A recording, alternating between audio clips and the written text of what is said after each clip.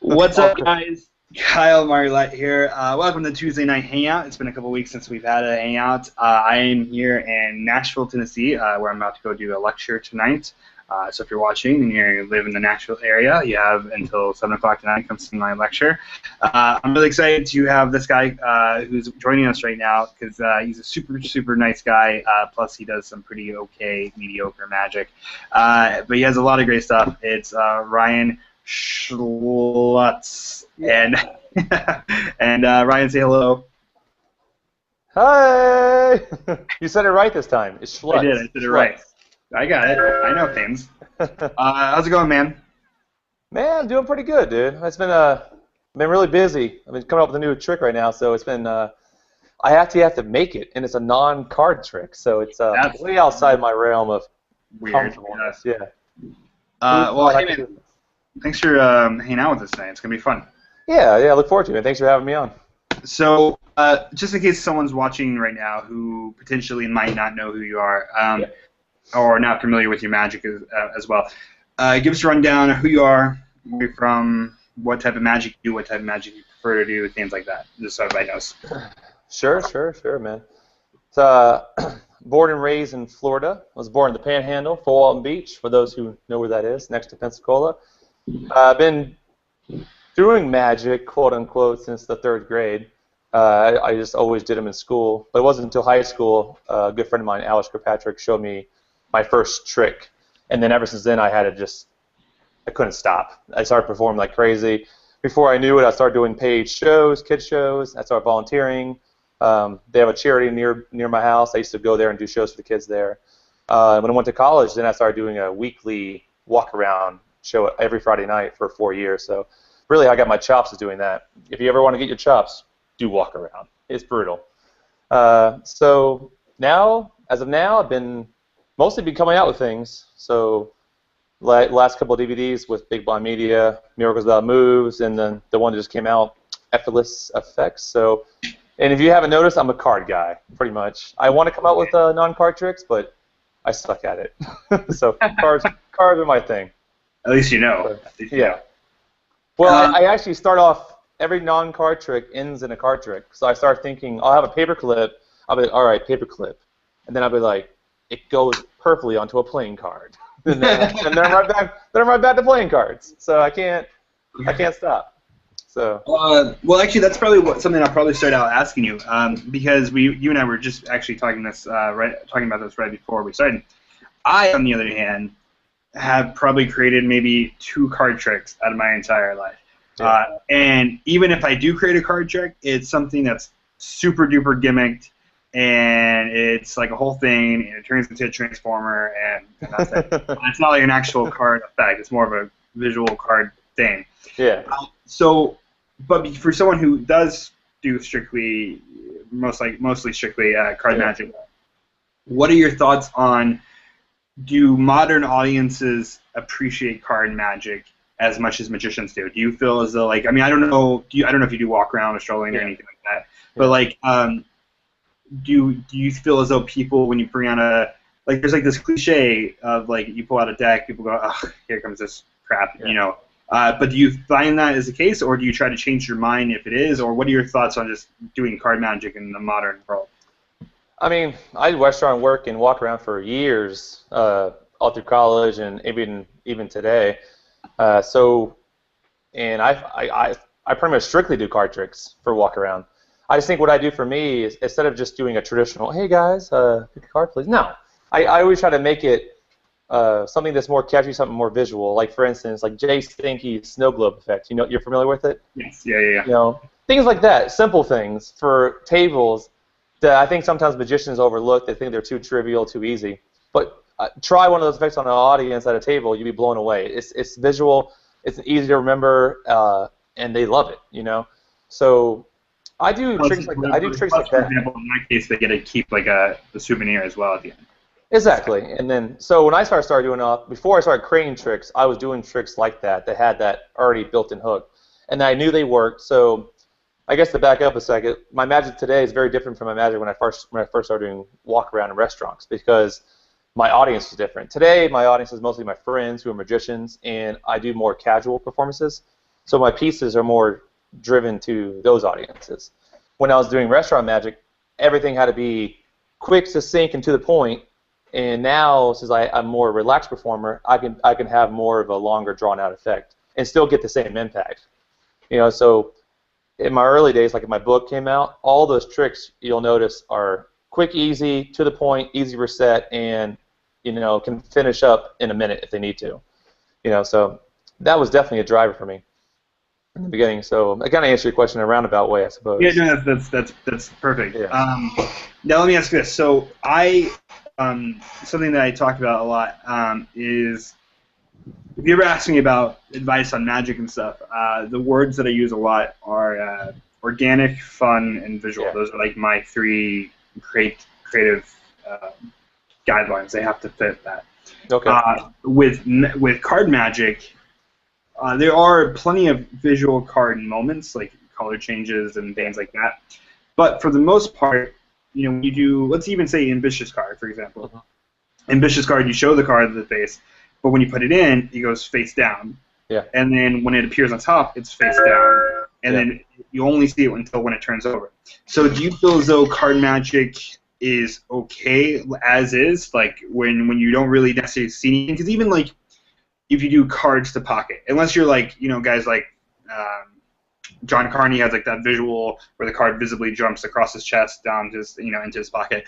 So unless you add visual moments, do you think card magic is good enough without those visual moments, or do you believe that they need to have, and obviously not every single thing, but when possible?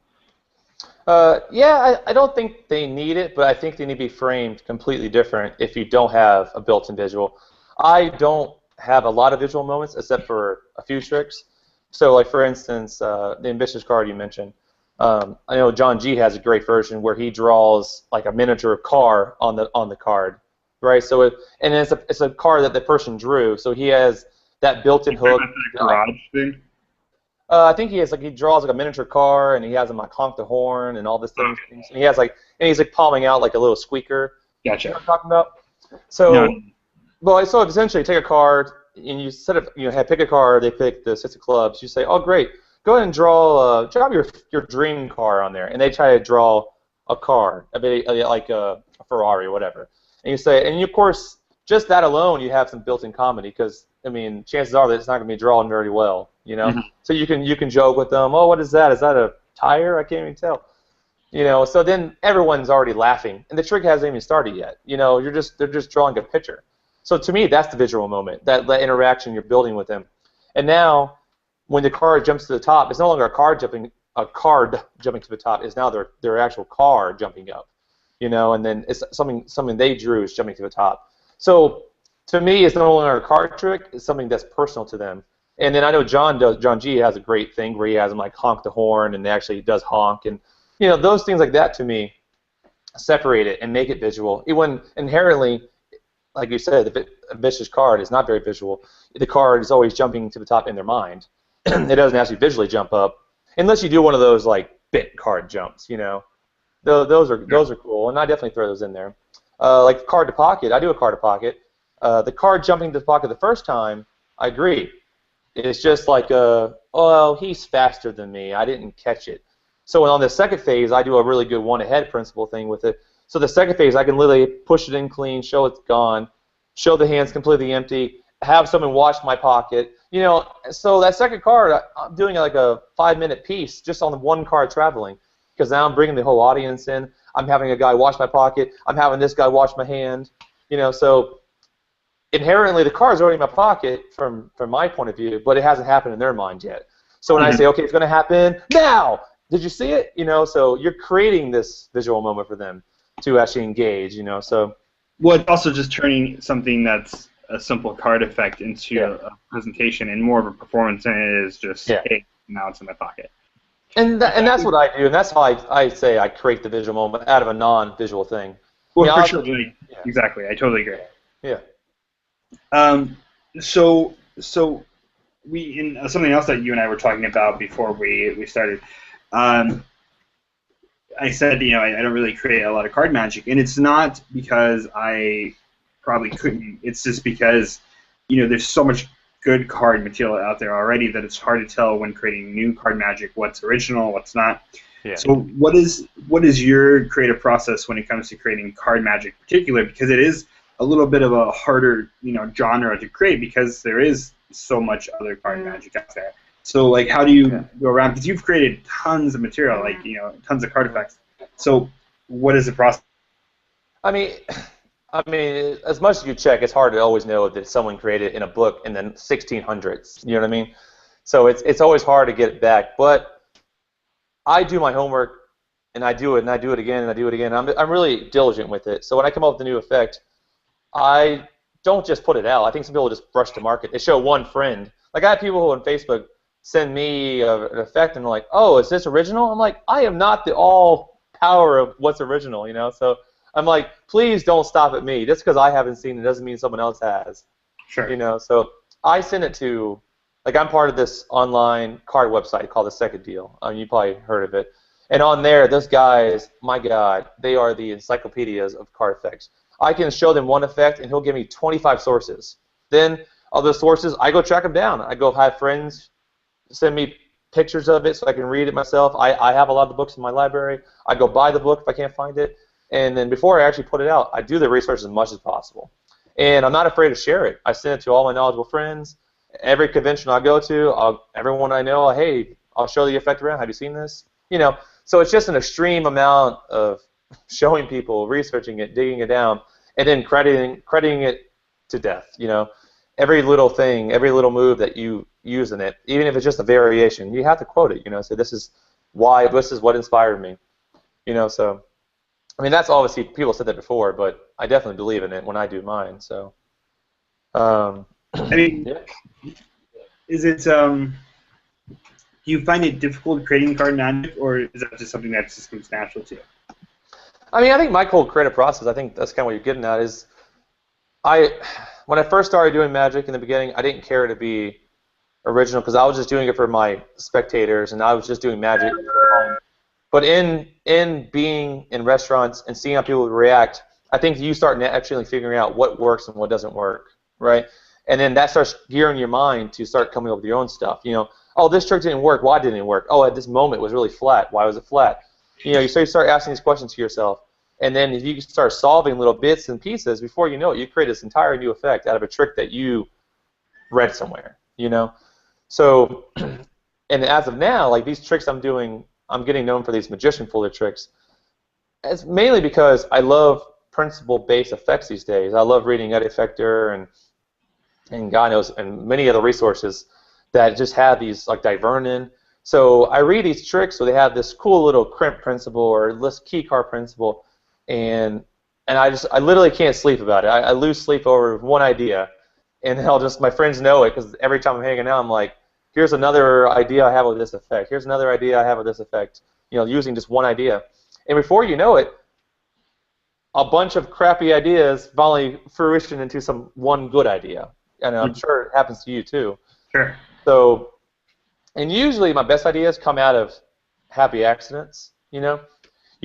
I'm not a person who can sit there and go, I'm going to create a cards across. I just don't work that way. I have a method first, then I go, okay, how is the method being used today, and is there any other ways to do it? For instance, an old principle in card magic is like you have someone cut off a pile of cards, they count these cards, and then using some key card principle, you can figure out how many cards they cut, right? Mm-hmm. So that to me is, I hated this so much. I hated cutting piles off the top. I just thought it looked not natural, and it was kind of unmotivated. So my challenge to myself, I saw that. So I love tricks. There's so many tricks that use this idea, knowing how many cards. Basically, the only reason you would cut off a number of cards is to have them think of a number, then think of a value, and then basically think of a card, right? So if your sort of motivation is to get them to think of a number, how else can you do it? So using the same technology as them cutting off the top, I thought of other ways I could do it. Could I have them just reach into the middle of the deck and pull out a random pile? Will that work? Okay. Well, and then when once you do that, what are the challenges? You know, if you have someone, I'll just like, for instance, give you a visual. If someone reaches in, pulls out a pile, is there any way, Kyle, you could know how many cards they picked out? No. You know? No, right? And that's where I start with. So I go, well, no, there's no way I can know. But then I go, so the challenge to myself for the next week is, how could I know? You know? Sure. And on my last DVD, I figured it out. On one of the effects on my last DVD, does just that. A shuffle deck, they reach in, grab a pile, and before they even count it, I know how many cards they have. You know, and they can put cards back. That was actually one of the effects that I performed on Unwrapped, I think. I'm pretty sure it was. Yeah. It was super clever. So it's just using that kind of, I would say, backwards engineering. You see, it's not just reusing the effect. It's challenging yourself to use it in a different way, a fresh way. You know, and it's not easy. I mean, trust me. There's some effects that might take me 2 years, and I'll be at the gym working out, and all of a sudden, like, ding, it goes off, and I'm like, I have to leave the gym because I'm like, oh, I got to try this out on someone. You know. Sure. So that's how a lot of it comes about. Well, so you on one of, was it Self-Working Card Effects Volume 2? 2 or 3 is the only ones I've been on for those guys. So it must have been 2. Yeah. So you did an effect that I actually performed when I reviewed it, but also it immediately went into my show. Like I started doing it because it was a card effect, which is really great. We talked about this. It's the dealing blindfolded sort of thing. I know the trick. Yeah.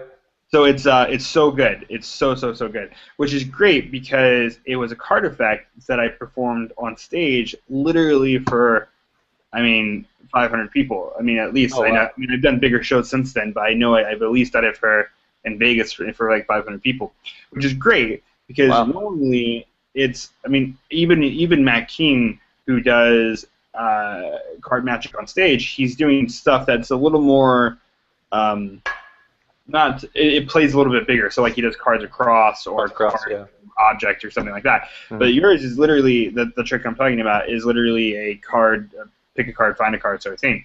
But it's so funny, the fact that you can do it blindfolded, and I built in all the bits and stuff.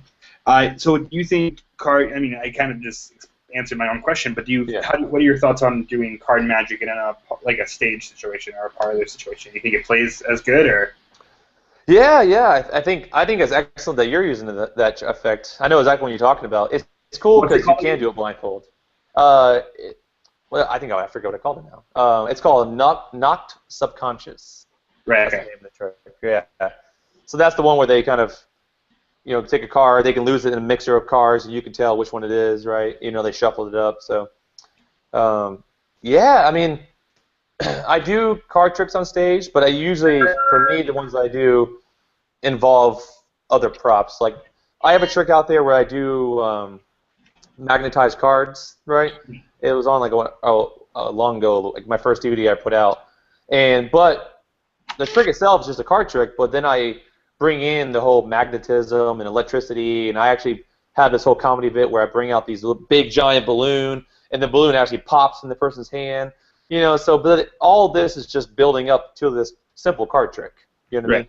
So I guess similar with you have a lot of comedy around a card trick. So I think to bring a card, unless you're like Dave Williamson, who could probably just do a vicious card on stage, us guys, us humans, we have to resort to other tactics like props and stuff that make it a little bit more interesting. But so yeah. The last couple things that we've seen from you, so the last couple things would be like self-working card effects, volume 2 and 3, effortlessly and effortless. Is that what it is? Effortless effects. So everything has been very like hands-off, very like self-working sort of style magic. Mm-hmm. Is that something that you prefer, or do you think it just plays so well that's just kind of what he leans to? Because it's great. Because everything that I've learned from it, that I've seen you do and I've learned from those, it's such killer magic. Like I've always been a big fan of magic that happens in their hands. Yeah. But there's two ways of thinking about it. One would be it enhances it, the fact that you don't touch it. Mm-hmm. But then other people I think might believe that it takes away from it because you're the magician, so therefore you should be doing it in a way. So what do you mean? I mean, obviously you're shaking your head. So what are your thoughts? No, I disagree. It takes away from it. I mean, anytime I do a card trick for anyone out in the real world that's not a magician, what's the first thing they say to you? A trick that's in your hands, they always say, like this happened today. I was out of the office doing. A guy comes up to me and goes, "Oh, he saw a teenager doing some tricks at a party," and the first thing he said to me, he goes, "Oh yeah, but you could tell he has some good dexterity, you know." And I was like, implying the fact that since the cards were in his hands, he was just really slick and clever, and it wasn't really magic, you know. So, whereas the tricks that you kind of said it is like the hands-offness. My goal the last couple of years, I want to achieve that complete hands-off feel. That's my goal. I want to kind of come out there. Oh, here's the cards. Here, shuffle them up. Here, just take out a pile. Here, you think of one. I kind of want to achieve that.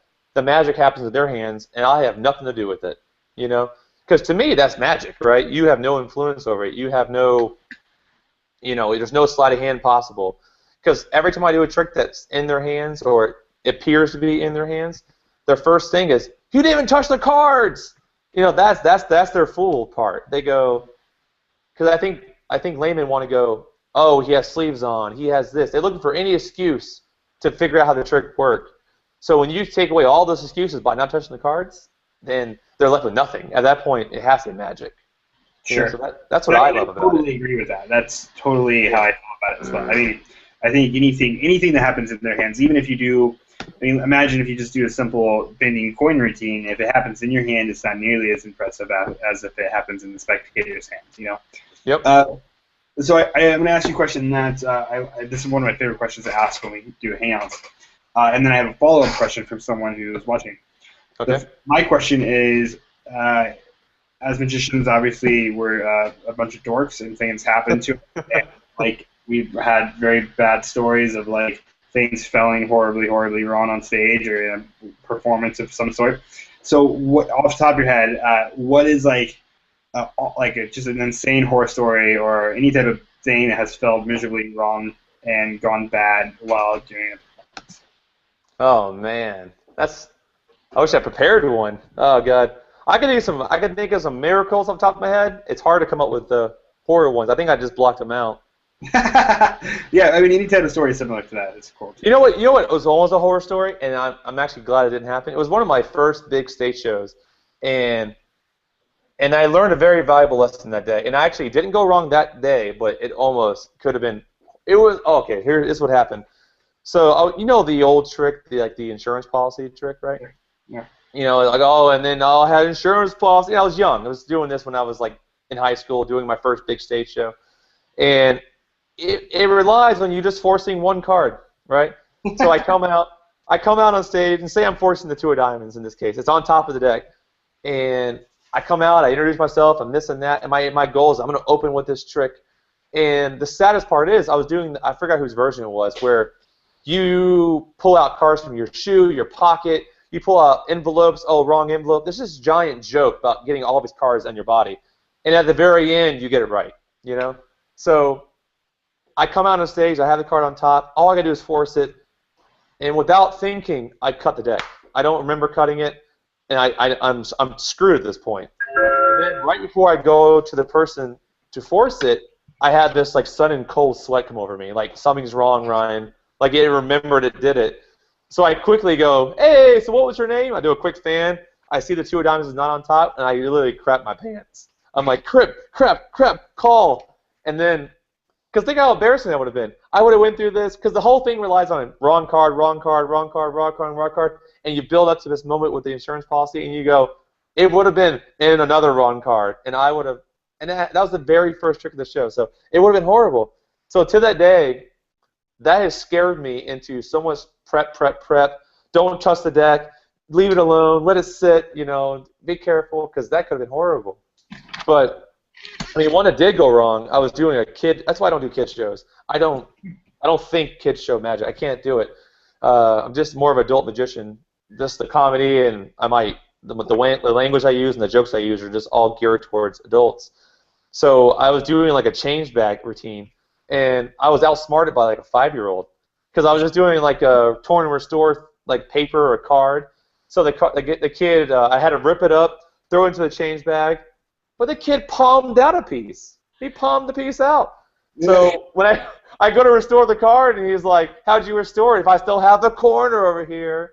And I was like, but everyone around me was just like, "Gotcha, kid." You know what I mean? So that was horrible. And another kid, I swear, kids see through my methods, because I was at a restaurant, and I was just doing a simple deck switch, and I used it on adults for forever. I had one deck in my pocket. I had another deck in the other pocket. I would end the set. I would put the deck away in my right pocket, and I would talk to him for a little bit, and I'd be like, "Oh, one more," and I'd reach into my other pocket and do a trick that was set up. Until this kid at one table goes, "Mom, you want to believe what happened? He put the deck in his right pocket, and it came out of his left pocket." And it was only then that every adult at the table was like, "We got you, Magic Boy." And I was like, "Kid," So I mean, these are minor stories, but still, at the moment, they were horror stories to me. I was dying, but yeah. So I actually tell one that just happened to me the other day. So I've told a couple of horror stories, and I could write a whole book on horror stories. Yeah, I've been lucky, I guess. I don't have too many horrible ones, I suppose. No, I have some pretty bad ones. Can I hear one of them? Well, it wasn't terrible. So I told this one story a while back, and I'll refresh some memories if you guys don't keep up with the Hangouts. So I was opening up for years. I did a guest act in Luke Germain's show in Vegas when I was 18, 19 years old. I was 17, 18. And I worked with Luke for about 2 years, and it was a huge, just amazing experience. And I did a guest act, and I was doing the act I was doing was my razor blade act, and right before I went on, there was a girl in the show as well who did a fire breathing act, and every show I was like, "Hey, make sure you mop, go out real quick during the blackout and wipe up some of that oil because it's really slick. We don't want anybody to slip." So here I am, and I go and I reach for something, and I have, I have sharp objects in my mouth, razor blades.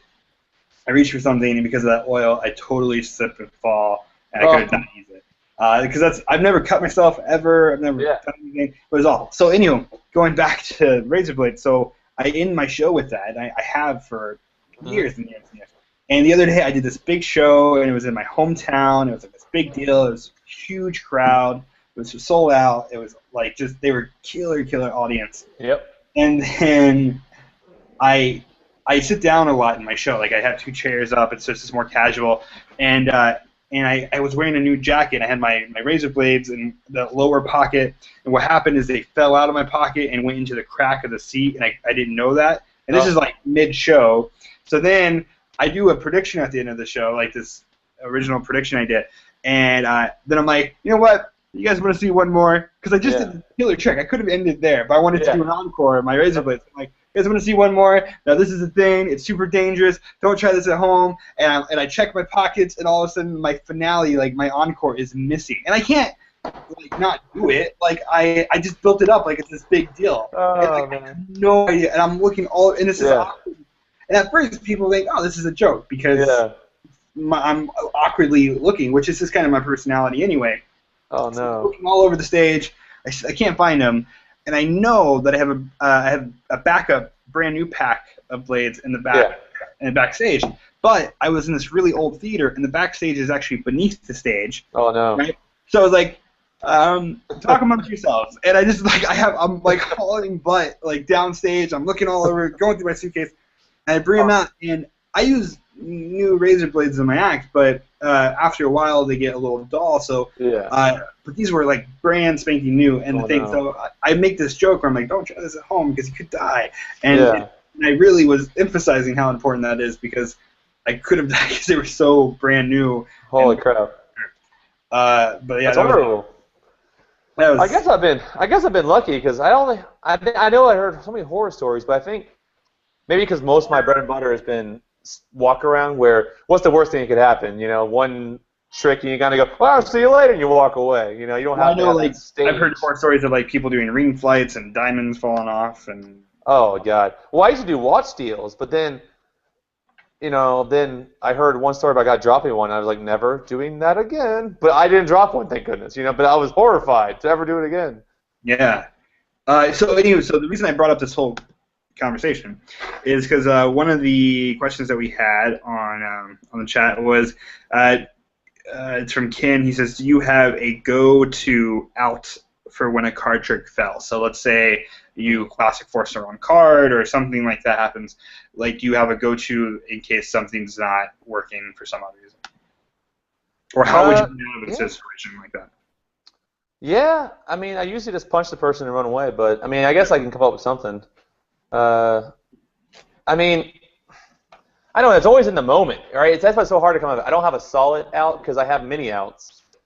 Because if a trick, I mean, everyone said it. They don't know how it's going to end, and it's it might not be the strongest ending that you want it, but you're going to get an ending. It doesn't matter how it's going to happen.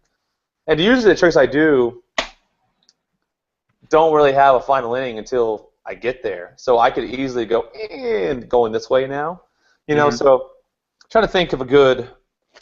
I guess it depends on trick by trick. Is your trick relying on a force card and you miss the force? That's obviously a big deal because you get to the end reveal and you're screwed. Or is it just a trick where you lost the break? How do you recover? Is that more the guidance, or just in general?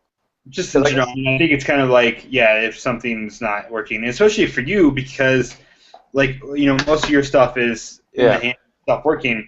The problem that I've had in the past with some of your effects or similar effects to that matter is that I say, you know, do this process, and I clearly explain what you're supposed to do, but then they're just misunderstanding or they're too obnoxious or whatever, and they don't get it, and so then they do the wrong process, and then it's like, I know their card mathematically is supposed to be in the 13th position, and like, was your card a red card? And they're like, no, and because I'm holding a black card, and I'm supposed to be holding a red card, and because of something they messed up. So what would you do in that situation, especially because you do so much of that?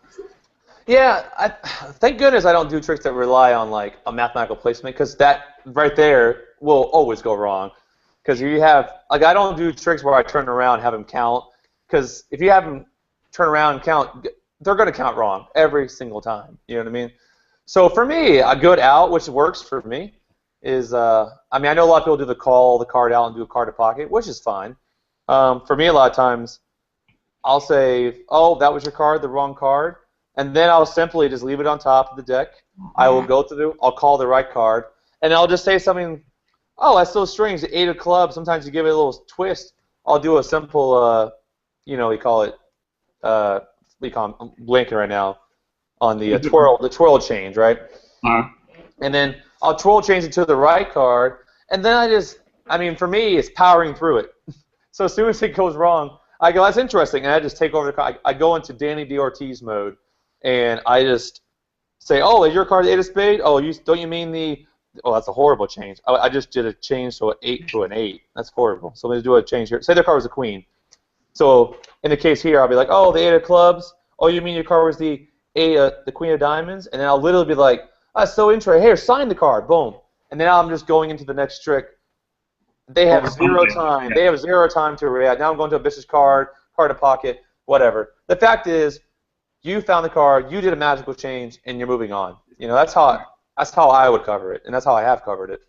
So cool, man. So before we get towards the end, what's next? So you just had your new DVD come out, and you can tell us about that if you want. And then what's next? What's next for Ryan? What's going on? Man, what is next for me? I'll see here. No, I know new DVD's coming out, so hopefully it's doing pretty well. I'm very happy with that. Right now, I'm more focused on.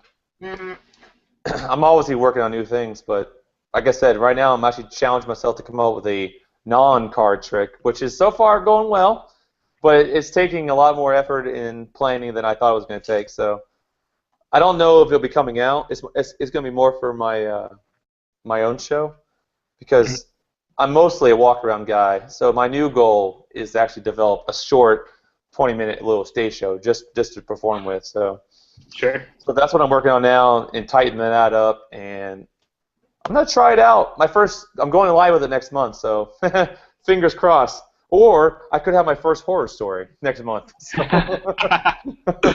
So that could happen. Cool, man. And tell us about the new DVD. What's on the DVD? Yeah, dude. So the new DVD is called Effortless Effects, 7 tricks, and I think what people are noticing the most, those in the early reviews, is I have a new principle. I call it the GAP principle. GAP. It stands for grab any pile.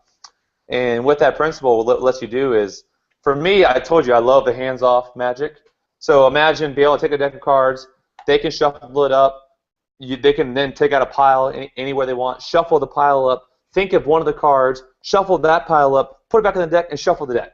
I mean, completely, you don't have to have that much shuffling if you don't want to, but the point is you could, right? So it's completely hands-off from a shuffle deck, and you can either force a card doing that, you can control their card.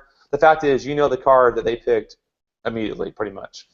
So that's on the DVD. It's called the GAP principle. So that alone, I mean, I use it in so much of my tricks now. You know, if you ever have a card control to force, it's just a technique you can use to do that. So to me, that's like definitely one of the highlights on there. Other than that, I tackled the Hoffinster 4-card problem and on there as well. And my goal was to make that trick hands-off and self-working, if you can believe it. You know, because that trick's usually always heavy sleight of hand. So the version I came up with is a thought-of card, and one of the 4 aces in a self-working manner gets replaced with that thought-of card while the people are holding on to the cards the whole time. So that's one of the effects on there.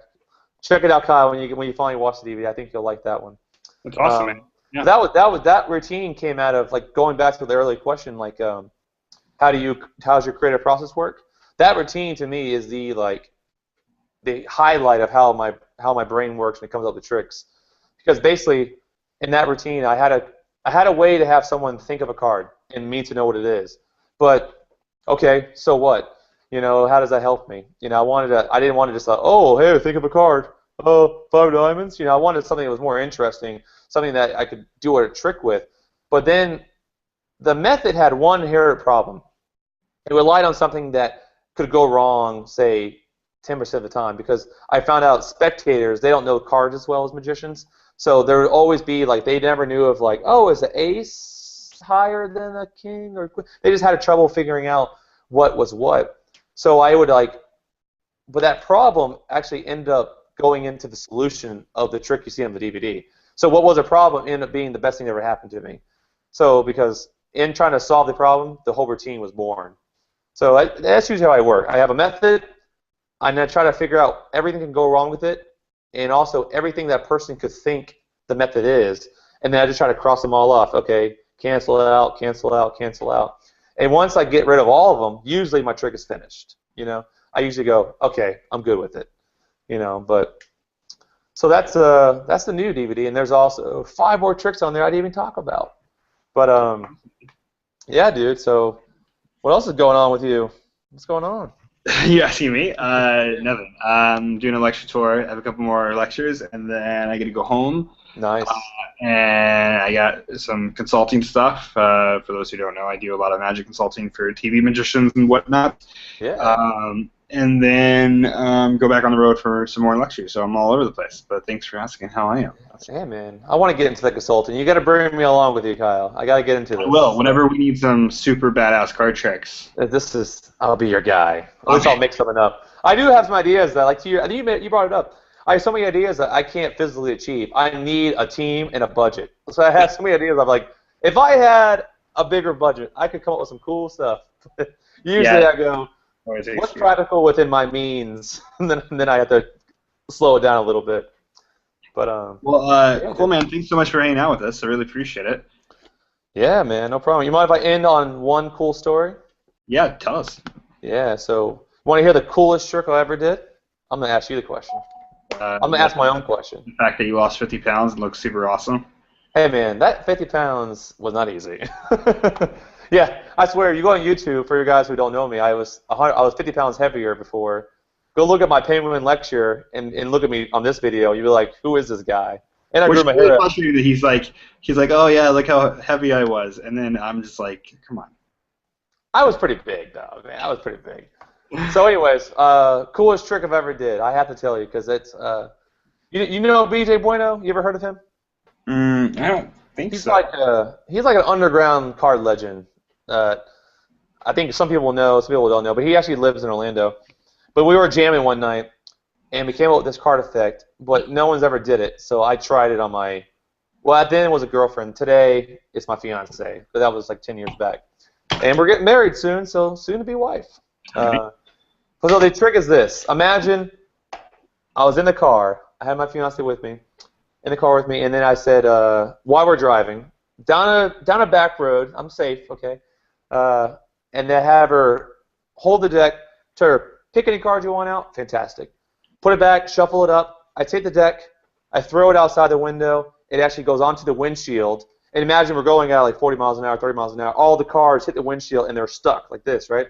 I hit the windshield wipers.